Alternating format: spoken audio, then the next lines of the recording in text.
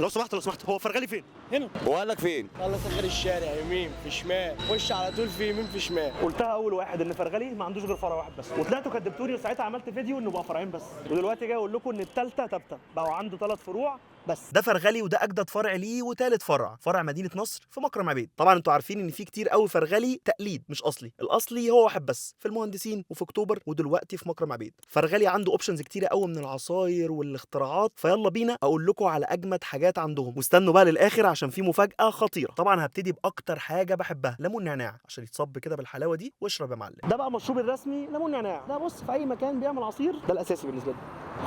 حلو حلاوه، سكر مظبوط مع النعناع، انت عايش شتاء او صيف خريف ربيع، ليمون نعناع ده رسمي رسمي رسمي. دي بقى تقيله تقل، بص هوب فروت سلطه. ده بقى طبق محتاج 2 يشيلوه وتقريبا 10 ياكلوه. فروت سلطه بس حجمه عائلي، في كل انواع الفاكهه اللي تتخيلها وما تتخيلهاش. ده بقى ما ينفعش شوكه فيها كل حاجه حاجه كيوي، تفاح، موز.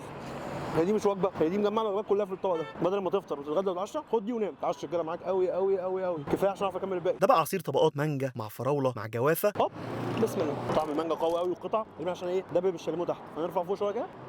ده حلو قوي ده، يعني انا بالنسبه لي بشرب فيه 3 حاجات وطعمهم جامد وباقيين. لا الصراحه الطبقات ده عالمي. ما ينفعش تبقى في فرغلي وما تجربش الاختراعات بتاعتهم، اللي والترللي. اللي زي ما انتم عارفين كاجو، ايس كريم، فانيلا وفستق، حط لبن مع تلج، اضرب كل الكلام ده في بعضه وحط وجرنش يا باشا وكل. بصوا هو تقيل شويه بس طعمه جامد الصراحه. اما الترللي بقى بدل الكاجو حط بندق ونفس الكلام، هوب جرنش يا باشا واشرب يا معلم. انا بالنسبه لي بحب الكاجو اكتر، فاللي يكسب. اللي بيحب البندق بقى يخليه في الترللي. ده اجدد مشروب عندهم، مشروب الحريفه، عباره عن افوكادو وموز ولوز ولبن. اضرب كل ده في بعضه يا باشا وانزل انزل وحط لوز كده من على الوش واشرب يا معلم. هوبا في ميكس فليفرز كده مش طبيعي، طعم اللوز فيه قوي قوي قوي قوي. انا صايع والله، يعني اللي بيحب حاجه تقيله يعجبه. طبعا ما ينفعش اكون في فرغلي وما اشربش مانجا، مع ان مش الموسم بتاعها، بس قلنا نجرب.